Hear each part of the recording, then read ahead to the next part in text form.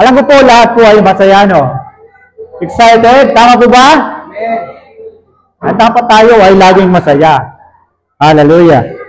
Sapagkat yung ating pinaglilingkuran ay hari ng mga hari. Panginoon ng mga Panginoon. Hallelujah. Sapagkat ang buhay natin ay buhay na pinagpala ng ating Diyos. Hallelujah. Napakabuti po ng ating Panginoon. Every day,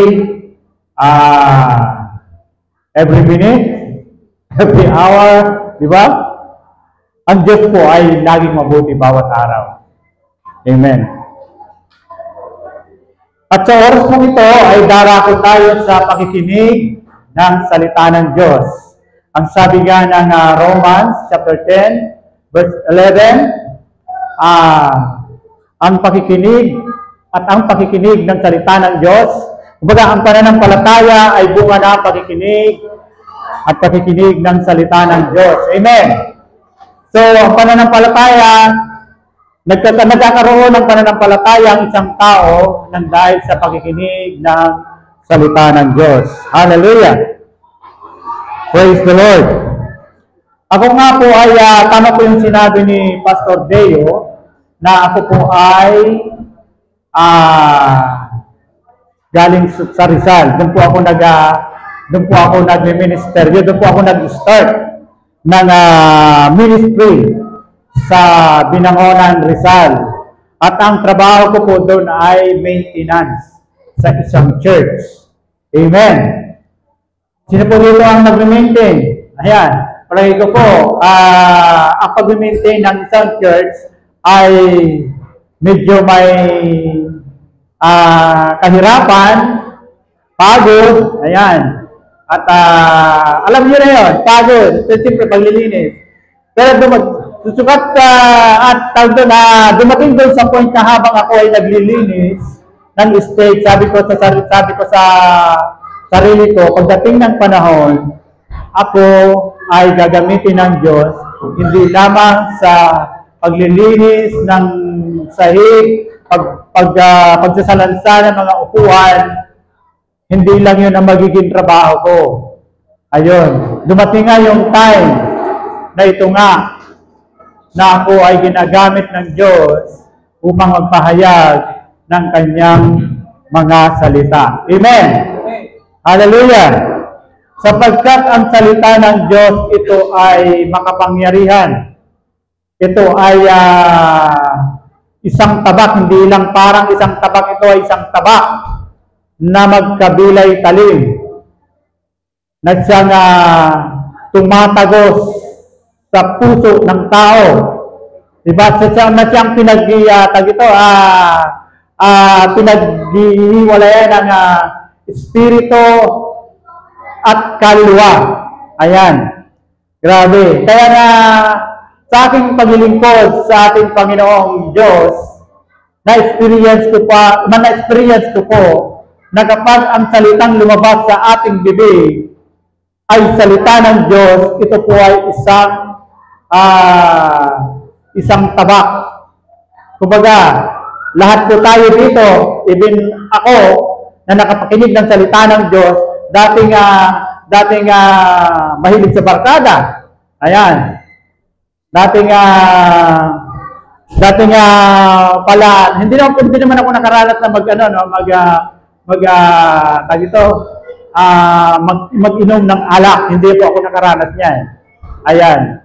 At yung magsugal, yan. Siguro nakapagsugal man ako, pero ano lang talaga. Dahil simula pa sa aking puso, ako ay nagbabasa na ng salita ng Diyos.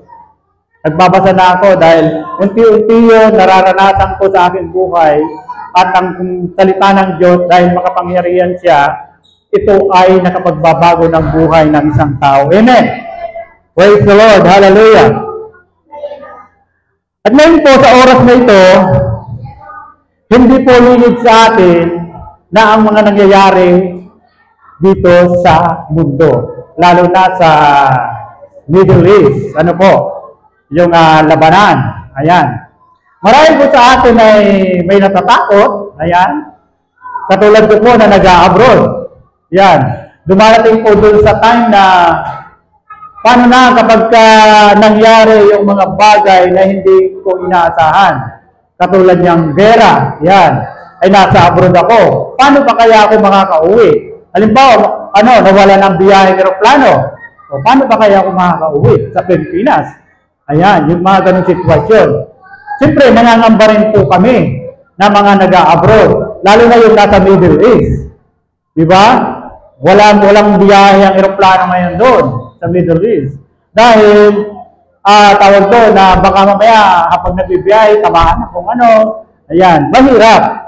Pero ang maaasahan lang natin talaga ay ang salita ng ating Panginoon. Amen. Hallelujah. Praise the Lord. Ang i-share ko po sa inyo ngayon, ang title po nito ay, If God Loves Me, Why Am I Suffering? Di po ba? Meron po tayong mga tanong sa ating sarili. At minsan, dumarating din sa point na, bakit Christian na ako? Nangyayari pa ito sa akin. Diba? Sample ko po yung papasada ko pala yung mga nangyari sa buhay ko. Ako po ay isang may pamilyang tao. Kristiyano na po ako. Ayan. Pag sinabing Christian, parang ang gaan-gaan ng feeling. Ang gaan-gaan ng buhay. Walang problema. Sabi nga ng mga kaibigan ko before, napakasarap na mamuhay bilang isang Kristiyano. Pero hindi pa sila nakakakilala sa ating Panginoong Hesus. Hindi pa nila nararamdaman. Sabi nila, masarap mabuhay bilang isang Kristiyano. Parang iniisip nila wala man lang na problema. Pero sa totoo lang po, magmula nung ako ay nakaunawa ng biyaya ng ating dakilang Diyos, yun pa lang yung umpisa. Di ba? Yun pa lang yung umpisa. Yun pa lang yung umpisa na bakit ganito? Kung kailan ako nakakilala sa ating Panginoong Hesus, bakit lalong dumami? Ayan, lalong dumami yung problema ko. Grabe. Doon ko lubos na hindi pa isip na natanong yung sarili ko, bakit kung kailan nga ba ako naging Kristiyano, ay ang dami kong problema na dumarating sa buhay ko. Pero sa kabila ng mga problema na dumarating sa buhay ko na yun, ang Diyos, ang salita ng Diyos, ang siyang nagbibigay sa akin ng lakas at encouragement na magpatuloy sapagkat habang ako'y nagpapatuloy, the more na nagpapatuloy ako, the more na mga pagpapala at biyaya ng Panginoon ay palaging dumarating at hindi ko sukat akalain na yun pala ay isang bagay, mga problema na dumarating na siyang magbibigay sa iyo ng tibay at lakas ng loob para lalong magpakatatag dahil ang nasa aking puso, ang nasa aking buhay ay walang iba kundi ang salita ng Diyos. Sino po ba yung salita? Taas po ang kamay dito. Sino po ba yung salita? Ang salita na sinasabi ng Bible doon sa John chapter 1, sa pasimula pa'y naroon na ang salita, kasama ng Diyos ang salita, at ang salita ay Diyos. Nagkatawang tao ang salita at siya ay nanirahan sa piling nating mga tao. Sino po yung salita? Si Kristo. Amen. Si Kristo po yung salita. Dahil naunawaan natin na ang salita ng Diyos, walang iba kundi si Kristo Jesus, na siyang nagkatawang tao, na siyang napako doon sa krus, na siyang tumubos sa lahat ng kasalanan ng lahat ng lahi ng tao, na siyang nagbigay ng kanyang buhay doon sa cross. Nalala ko po alam po natin itong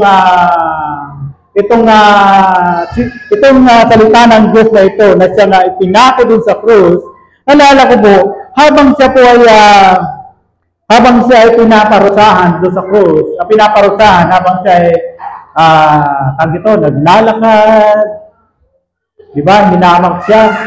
Hinamak si Jesus, at hindi pa nakontento sa paghamak. Ang ginawa pa,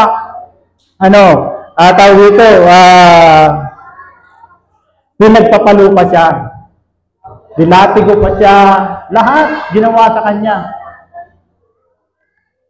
Dahil sa pagmamahal niya sa atin. Kaya may prayer nga ako na nung naunawaan ko yung biyaya ng ating Panginoong Jesus. Naunawaan ko yung biyaya ng Diyos. Sabi ko sa sarili ko, Lord, napakabuti mo pala sa akin. Ako na isang makasalanan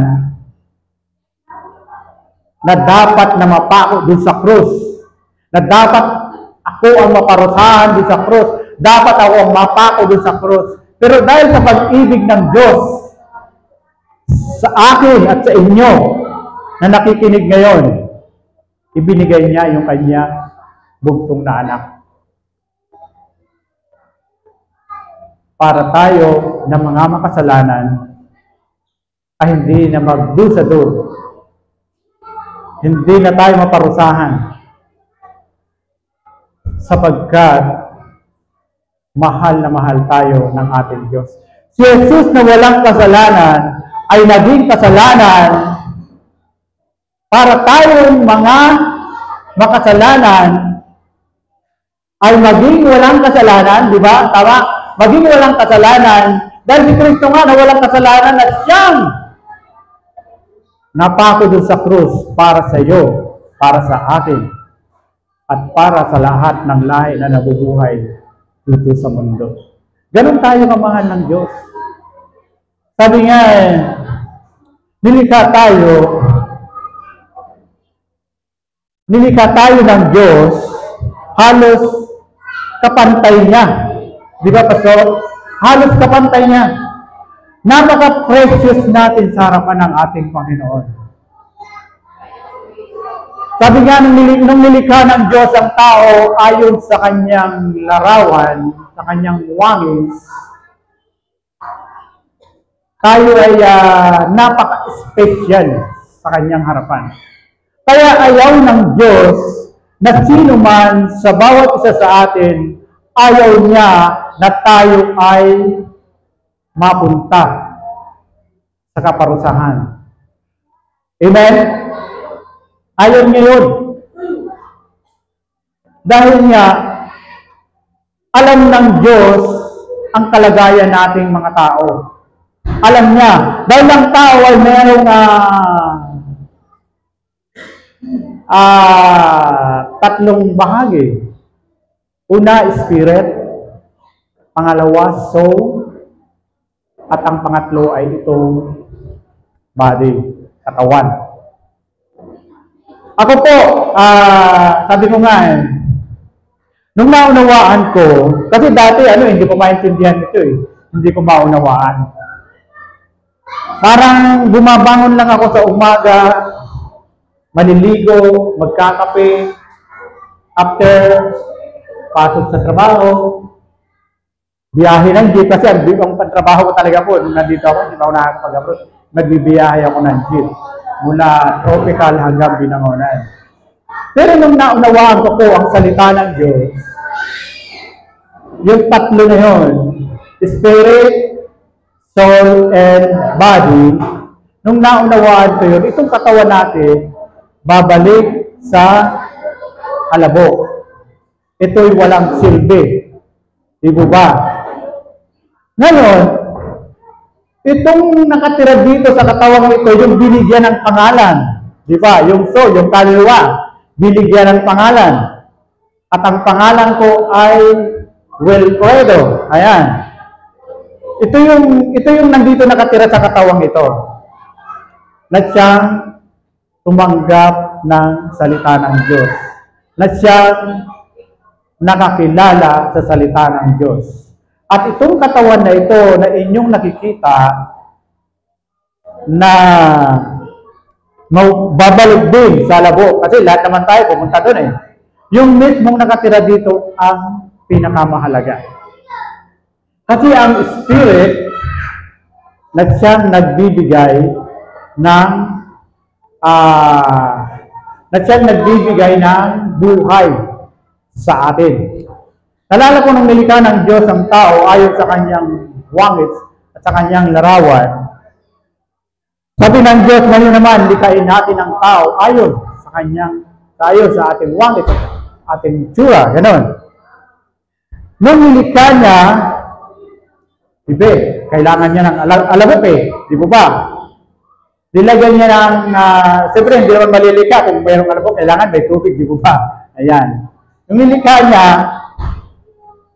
at ayos na, maganda na itsura, kamukhang-kamukha na niya, ngayon naman, magkakaroon ba ng buhay yun kung hindi niya hihingahan? Di ba? Hiningahan niya sa ilong ang tao. At yun ay nagkaroon ng buhay. Naging kaluluwang buhay. Ayan. At napakabuti ng Diyos dahil tayo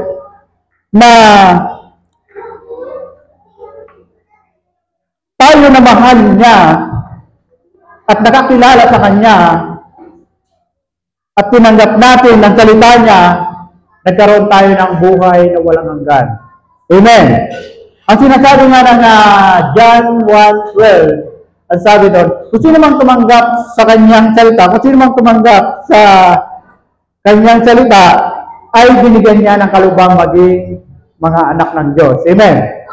Hallelujah. At tayo, bilang mga sumampalataya sa Kanyang salita, bigyan niya tayo ng karapatang maging mga anak ng Diyos. Amen! Sino ba dito anak ng Diyos? Asang kamay? Dapat all! tayo po ay maging anak ng Diyos magmula nung tinanggap natin siya bilang Panginoon at sarili natin tagapagligtas. Amen! Hallelujah! So,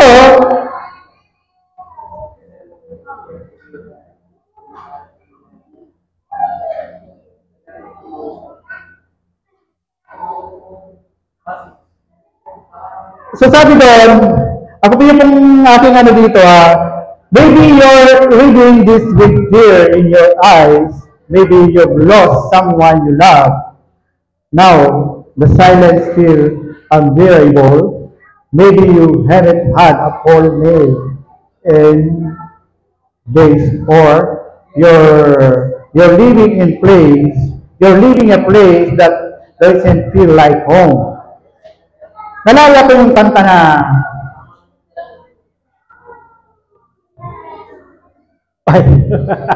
okay, sorry po. Meron po pala dito. Ayan.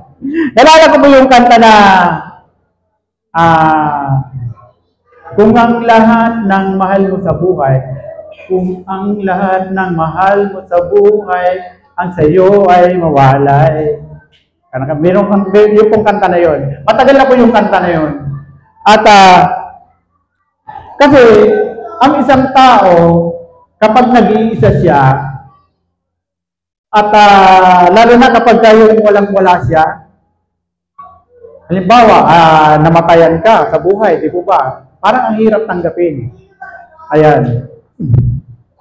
Ang hirap tanggapin. O kaya, wala kang pambili ng pagkain. Di ba? Lalo na sa panahon ngayon, ang mahal ng mga bilihin. Ayan. At tapos ano pa? Halimbawa, yung mga nangungupahan, walang pambayad sa pangupa sa bahay, ganyan. At puro problema, parang walang-wala ng pag-asa. Di ba? Naranasan niya ni Job. Sabi dun sa number 1, sabi dun,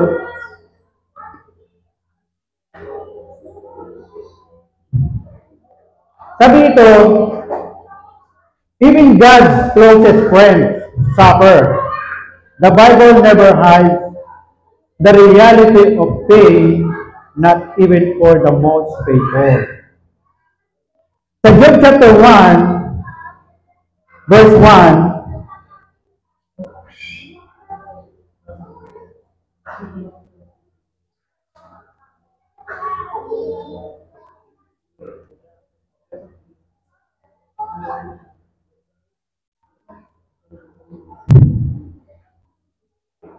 sabi ko doon, ayan, there was a man in the land of Uz who name was Job, and that man was blameless and upright, and one who feared God and sin. Sabi niya gano'n. Sa Tagalog po, sabi doon, at ang lalaking yaon ay sakdal at matuwid. Ibig sabihin, ano siya? Sakdal, matuwid. Napakatuwid niyang tao.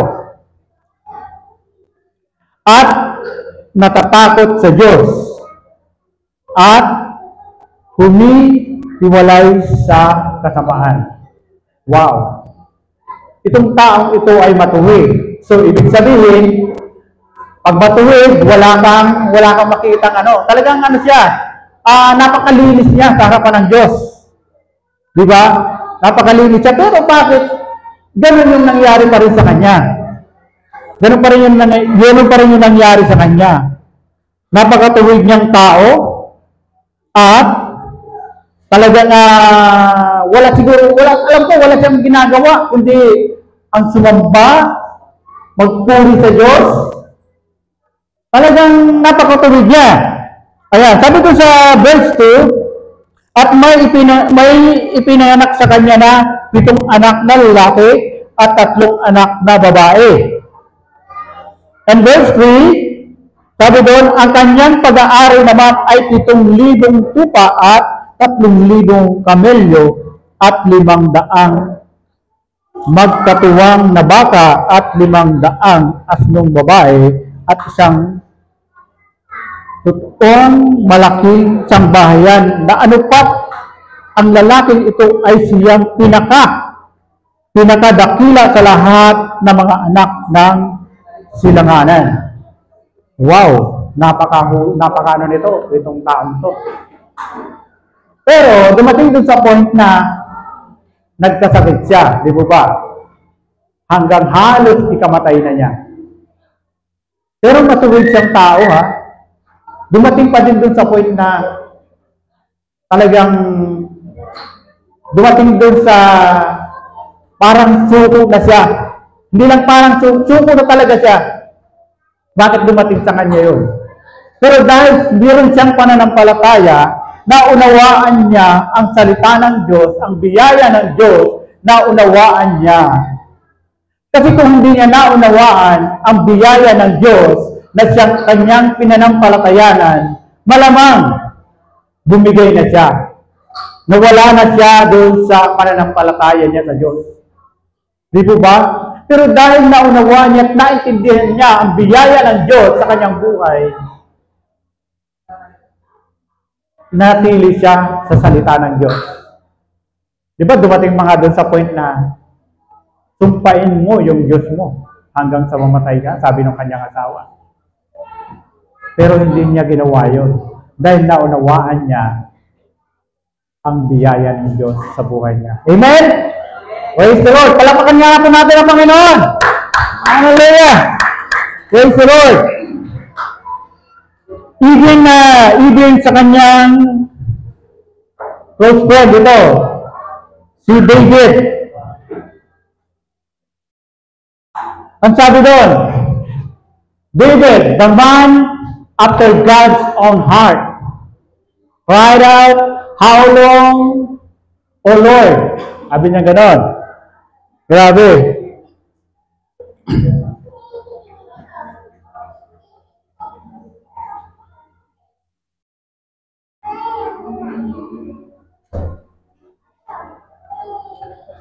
Sabi doon, how long, O Lord? Will you forget me forever? How long will you hide your face from me? Dahil talagang ano siya, no? Ito, punong-puno na siya ng punong-puno siya ng mga ano siya sa buhay niya. Kaya siya nakapagsasalita ng ganon.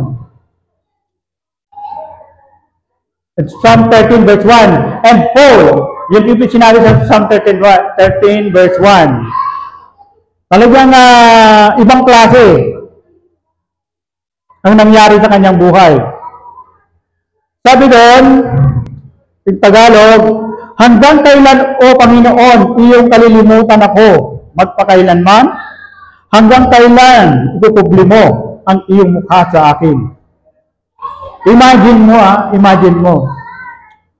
Siya ay isang lingkod ng Diyos. Hari, dumating siya doon sa point na parang siyang nawawala ng pag-asa, kaya siya nagtanong ng ganito sa ating Diyos.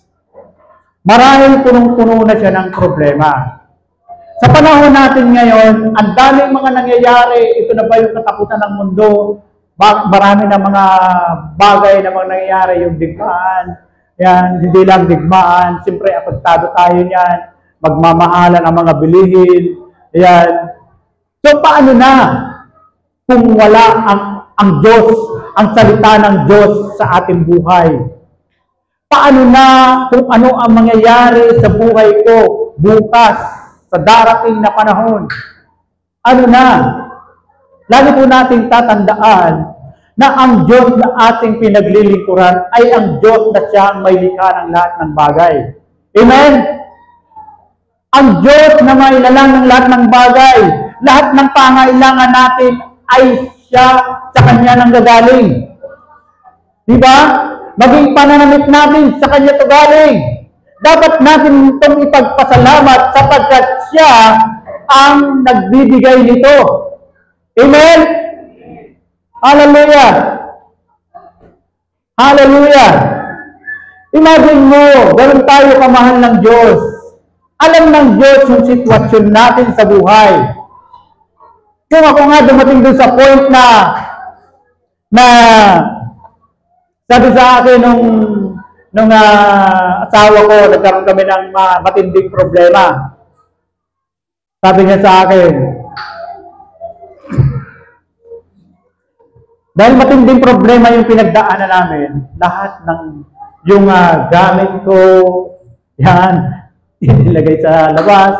Ako naman, bilang isang Kristiyano, alis ako, pero dahil gusto ko yung pamilya ko ay buo. Amen? Yung pamilya ko, sino bang hindi gusto na ang pamilya niya ay buo? Di ba lahat tayo gusto natin, pamilya natin ay buo? Amen? Hallelujah! Diyan ginawa ko, punta ako sa church.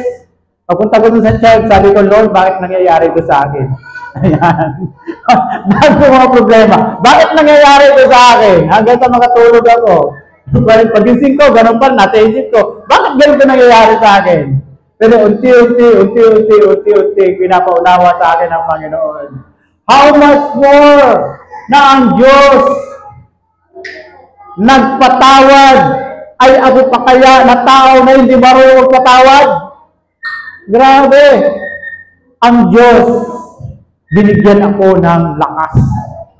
Kinumport niya ako. Pinalakas niya ako. At ang lakas na aking naranasan ay ang salita ng Diyos na siyang nasa aking puso. Na siyang namumuhay sa aking buhay. Amen?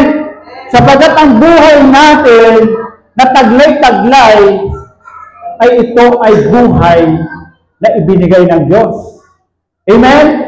Sabi nga doon sa John 1, ano sabi doon na sa pagsimula pa lang ng salita, kasama ng Diyos ang salita, at ang salita ay Diyos, nagkatawang taong salita at siya'y nanirahan sa piling natin. Siya ang buhay. At ang buhay ay isang ilaw ng mga tao. So, ibig sabihin, yung buhay na tinaglay-taglay natin ngayon ay buhay ito na ibinigay ng Diyos. Amen? Kaya dahil sa biyaya ng Diyos, tayo tumatayo, tayo ay nagiging malakas, nagiging matibay kahit na anumang problema dumating sa buhay natin, sa pamilya natin. Kapag ang salita ng Diyos ay nasa ating buhay, walang iba kundi si Kristo Jesus na siya nagbibigay, nagpo-comfort sa atin. Hindi tayo mawawasak ng kaaway. Amen? Palakpakan po natin ang ating Panginoon. Hallelujah! Napagabuti ng ating Panginoon. First, 2 Corinthians chapter 1 verse 8.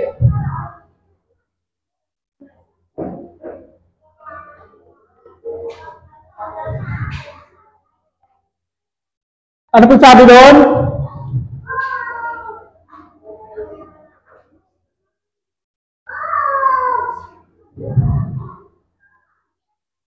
For we do not want you to be ignorant, brethren, of our trouble, which came to us in Asia, that we were burdened beyond measure, above strength, so that we despaired even of life. So, sa ating mga Kristiyano, hindi tayo exempted sa mga dumarating na sa buhay natin. Amen? Makakaranas at makakaranas tayo. Imagine mo si Pablo, isa sa isang missionary ng ating dakilang Diyos. Nakaranas siya. Amen? Sa Tagalog, hindi namin ibig na kayo di makaalam. Sabi doon, mga kapatid, ng tungkol sa mga kapighatian namin na nangyari sa Asia, na kami ay totoong nabigatan ng higit sa aming kaya. Higit sa aming kaya. Ito yung sabi ni Paul.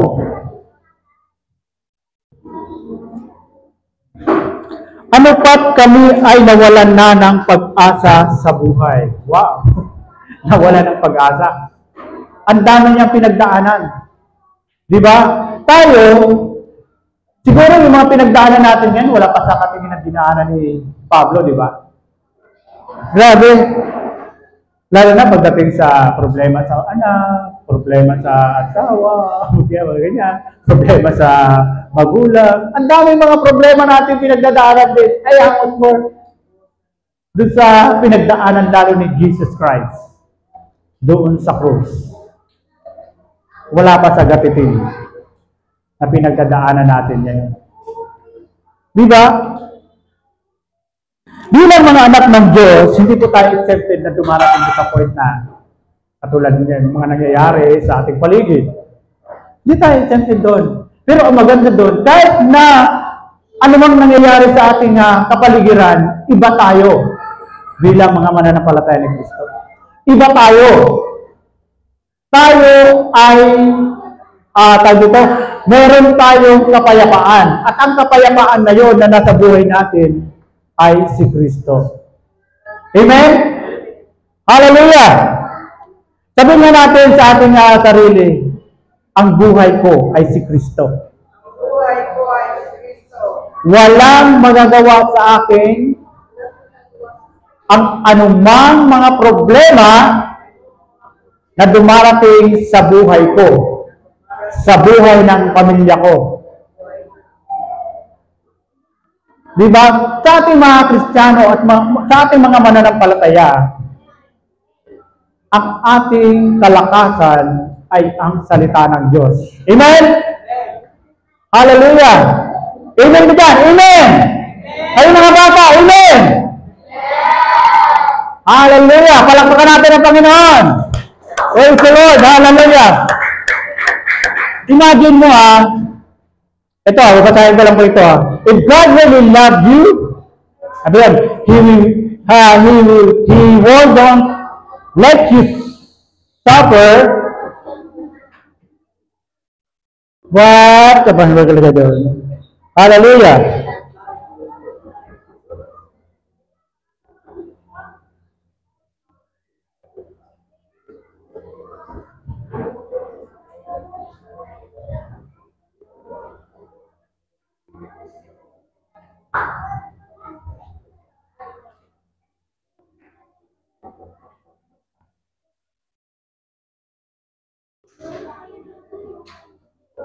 If God really loves you,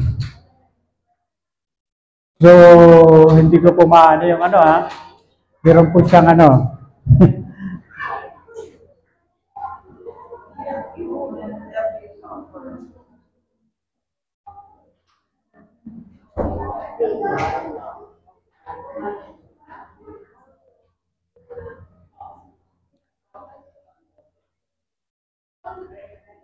Number 2 pa lang tayo. Number 2. Ayan, praise the Lord. Paul said, pain isn't proof that God doesn't love you. One of the cruelest lies that Satan, the enemy of our souls, wants you to believe it's this.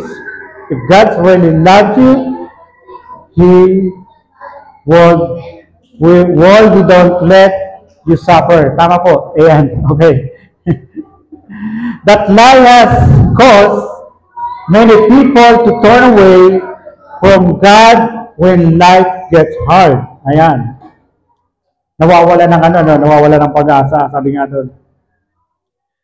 But the truth is, God's love isn't measured by how easy your life is. In fact, the Bible teaches that God proves His love by stepping into our suffering, not by firing us from it. In Romans 5 verse 8, sabi doon, but God showed His great love for us by sending Christ to die for us while we were still sinners. Amen.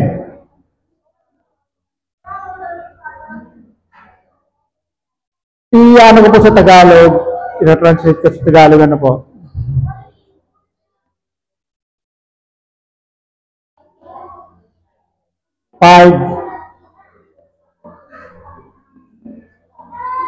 Verse 8.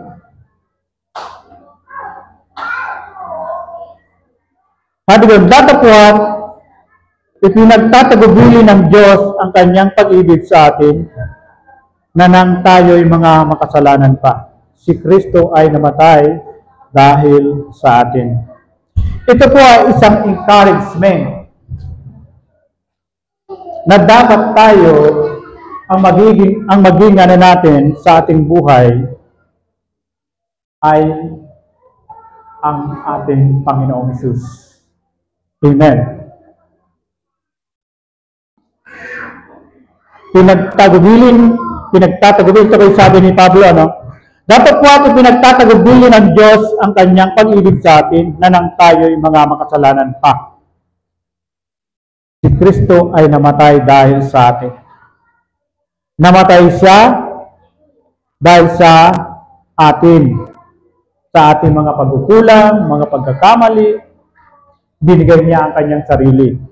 Kaya dapat tayo ay hindi panghinawaan ng loob o panghinaan ng loob. Sapagkat yung ating mismong buhay ay buhay ni Kristo. Amen. Hallelujah. Buhay ni Kristo. Sumunod po.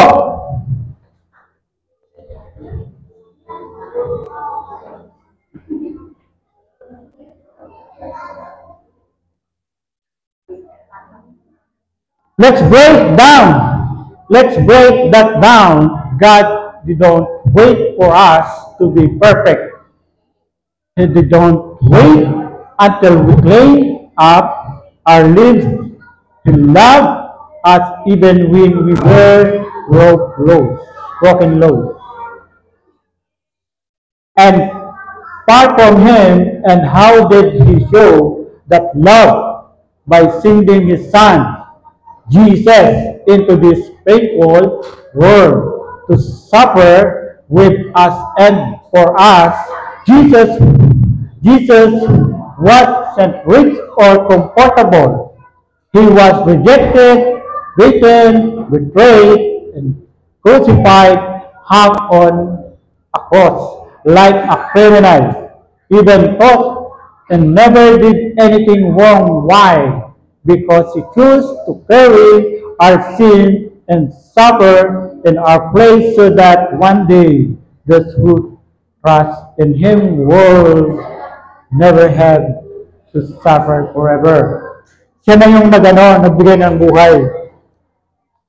Binigay na niya yung buhay para sa atin. Tinapos na ni Kristo dun sa cross. Dapat tayo, ang lagi natin declaration sa ating buhay, I am healed, I am blessed, I am highly favored. Dapat lagi natin declaration sa buhay yon. Sapagkat, ginawa na ni Kristo dun sa cross ang lahat ng ating mga dapat na pagdaanan pa, yun ay ginawa na ng Kristo dun sa cross. Sabi nga niya, it is finished. Diba? It is finished. Ang kailangan mo na lamang, ito ay panampalatayanan.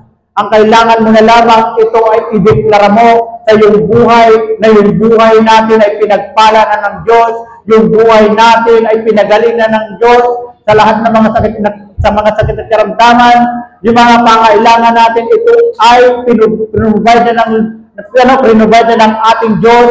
Ito ay ating ideklara sapagkat ang ating buhay ay buhay na special sa harapan ng Diyos. Amen?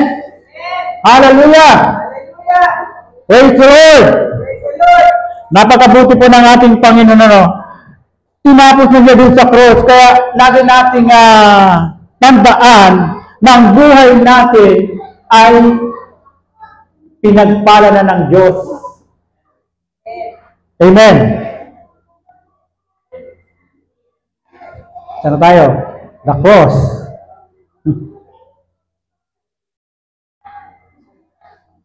The cross of Jesus is a sign that God doesn't care about pain. It's the ultimate proof that He cares so deeply He was willing to suffer it Himself. So when life hard and everything feels unfair, remember this: God love is not proven by your comfort. It's proven by the cross. He didn't stay distant. He stepped into the fire. So we will not have faced it alone. Imagine mo, number 3 na tayo. Praise the Lord. Hallelujah. Number 3, God sees what we can't see. Right now, it may feel like everything is falling apart. You lose the job you dependent on. You lose the home you prayed for. You're watching your plans crumble and wondering if God even sees you. But the truth is, God sees a bigger picture. Hallelujah. You see the empty bank account. He sees now. He's teaching you to trust Him. Deeper, you see the door that closed. He sees the one He's preparing to open. You see rejection. He sees redirection. And Isaiah 43 verse 1, verse 2 and 3.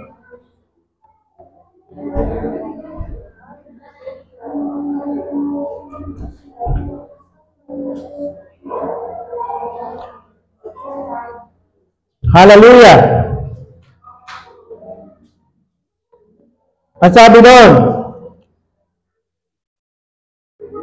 pagkat ikaw ay dumaraan sa tubig, ako'y sa iyo, at sa mga ilog ay hindi ka tatakpan niyaon, pagkat ikaw ay lumalakad sa apoy, hindi ka masusunog o magniningas man ang alab sa iyo. So napakadakila ng Diyos, verse 3, sabi doon, sapagkat ako ang Panginoon mong Diyos, ang banal ng Israel, ang tagapagligtas sa iyo, aking ibinigay na pinakatubos sa iyo ang Egypto, ang Ethiopia at ang Seba. Hallelujah, praise the Lord. Yamang ikaw ay naging mahalaga sa akin. Hanggang AAA. Pero napakaganda po ito. Basahin ko na rin yung verse 4. Yamang ikaw ay naging mahalaga sa aking paningin at kagalang-galang at ating inibig ka. Kaya magbibigay ako ng mga tao na pinakatubos sa iyo at ng mga bayan na pinakatubos sa iyong buhay. Hallelujah! So imagine mo kapag ka ikaw ay may pananampalataya sa salita ng Diyos, dumaan ka man sa ilog, hindi ka malulunod. Dumaan ka man sa apo, hindi ka masusunog. Amen? Hallelujah! Imagine mo kapag ka tayo palang mga Kristiyano ay may kakaibang kapangyarihan. Amen? Grabe. Hindi tayo dumaan man tayo sa ilog, tayo malulunod. Dumaan man tayo sa apo, hindi tayo masusunog. Ibang klase. Kaya kapag ang buhay ng isang tao ay sumampalataya sa ating Diyos, sa salita ng Diyos, nagkakaroon siya ng ganitong kapangyarihan. Kahit mga problema, wala yan. Kapag ka ang Diyos ay nasa iyo at ikaw ay nasa Kanya. Hindi dapat tayo natatakot. Dahil tayo ay protektado ng ating Panginoong Diyos. Amen? Hallelujah! Praise the Lord!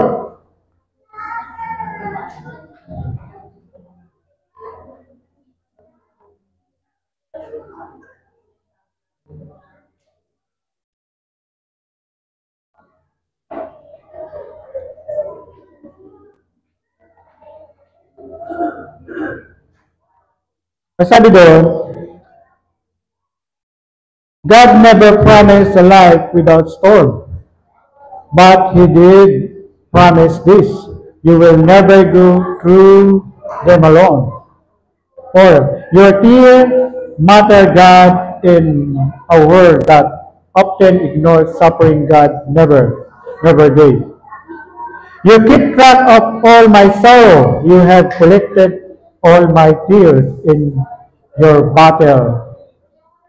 In Psalm chapter 6 verse 8.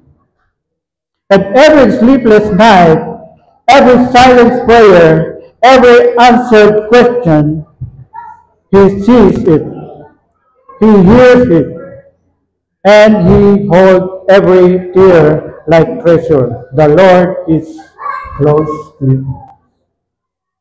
Hallelujah!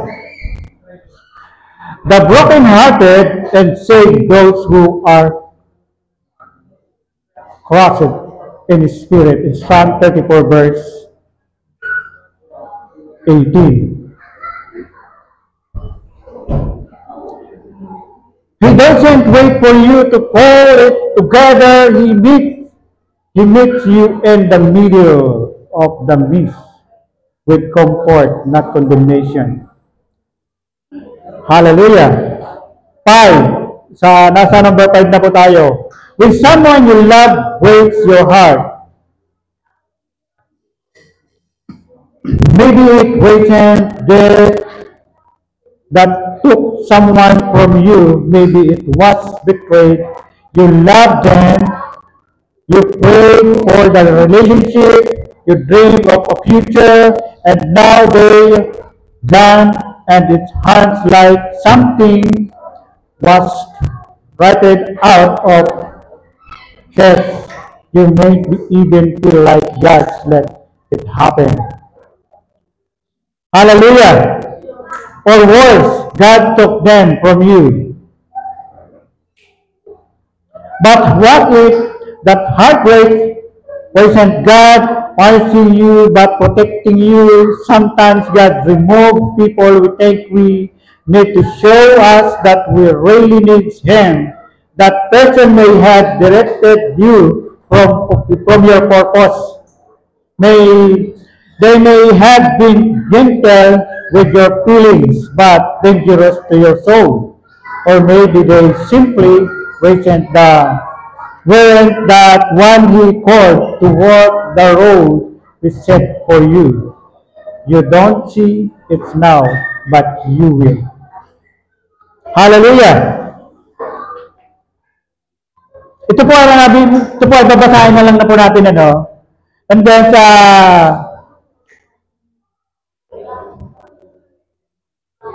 Sa 6, na po tayo, ano ko na po. When someone you love is taken, this is one of the hardest ones to carry. When someone you love is taken from you, it feels like a part of your heart was poured to, great crushes over you and waves.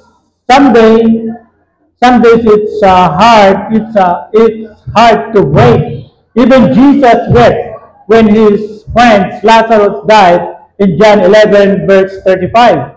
Umiyak si Jesus. Hallelujah. He did dismiss the pain. He stood in it with tear in his eyes. But if your loved one belonged to Christ, remember this. Death was not a goodbye. It was a see you soon. We do not greedy like those who had no hope. And Thessalonians chapter 4 verse 13. Because in Christ, there is hope beyond the grave. Basahin ko din po sa Tagalog po, doon po sa Thessalonians. Hallelujah. Thessalonians 4 verse 13.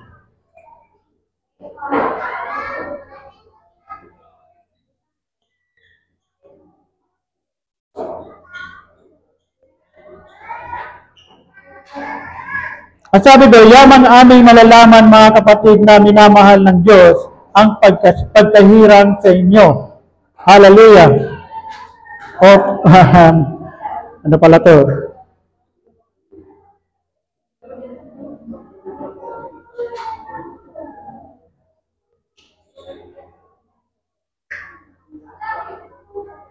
Thessalonians 13.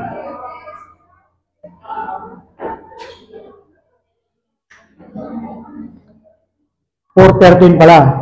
Okay.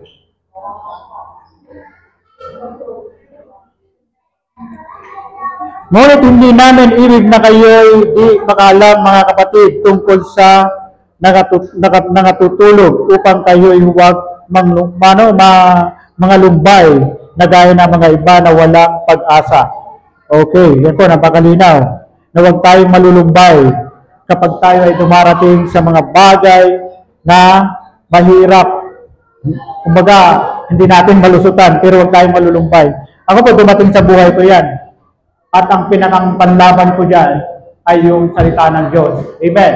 Dumating din sa point na yun na ang salita ng Diyos ang laging nagbibigay sa akin ng lakas, ang laging nagbibigay sa akin ng comfort.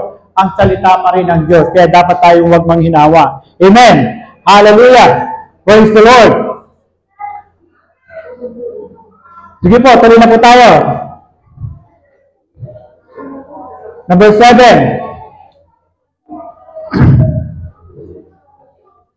This life is not the end. If this broken world was all there is, it won't. Hallelujah. Be hopeless, but it's not. Ano ito? The life, but it's not. This life is the whole way. Eternity is the home. Jesus said, in this world you will have trouble, but take heart, I have overcome the world. Ito yung sinasabi ng John 16 verse 33. John 16 verse 33. Your pain is sent forever. Your hunger is sent the end. Your sorrow is not wasted. Every hardship for those who trust in Him is working towards something far greater than what you can see now. He will wipe every tear from their eyes. There will be no more death or sorrow or crying or pain.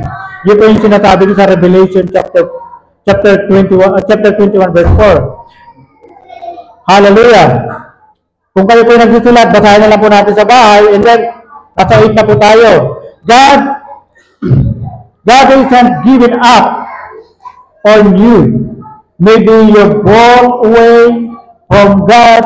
Maybe you praying at Him. Maybe you stopped praying because that silence hurts too much. But here it is. God isn't giving up on you. He is still calling you home, not with anger, but with open arms. He knows your pain. He knows your story. And He's not done with you. He is the Father who runs toward the broken child. The shepherd who leaves the 99 to find what it will yung 99 yung nahanap na yung nawawala.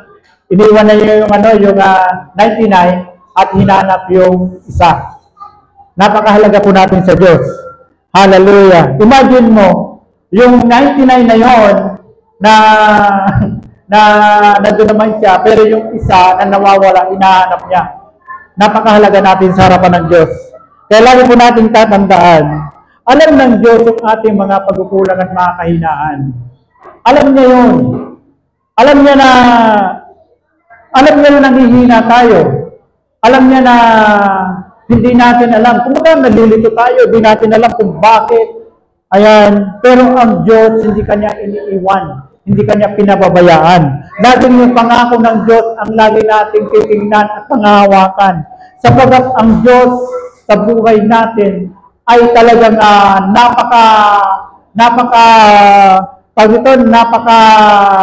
importante tayo sa harapan ng Diyos. Amen.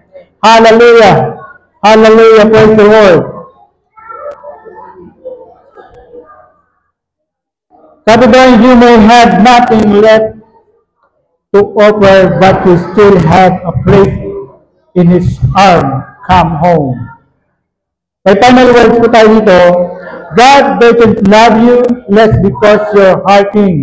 He's not punishing you with pain. He's working with you through it because He loves you more than you know.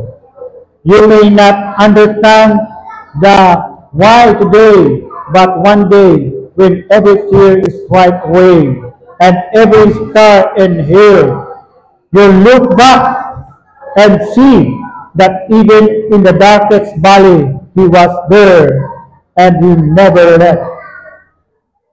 Alam mo, sa totoo lang po talaga, ito lang po dumating din po sa point ko yan, talagang na ako, parang wala akong pag-asa, wala akong pag-asa. Siyempre, galing ka dun sa napakasigla bugpot, halos sa araw-araw, gusto mo laging nagpipray ka, halos araw-araw, gusto mo laging nag-worship ka, halos araw-araw, dumating ako dun sa point na gano'n. Talagang parang gusto mo, lagi ka na nasa presensya ng Panginoon. Lagi nasa yung, lagi mo hinahanap yung ng Lord, yung comfort lagi ng Lord sa buhay mo. Pero nung dumating ako dun sa point na, na problemado, dumating ako dun sa point na gano'n. Parang nangihina na ako, parang nawawala na ako ng pag-asa. Ayan, dumating talaga sa point sa buhay ngayon. Pero that time, nung naunawaan ko yung biyaya ng Diyos, para kasi ang hirap-hirap at napakabigat ng daladala ko sa buhay. Pero nung naunawaan ko yung biyaya ng Diyos at naintindihan ko, wow, grabe, ganun pala ako. Sobrang mahal ng Diyos. Naunawaan ko yun, sabi ko, Lord, thank you.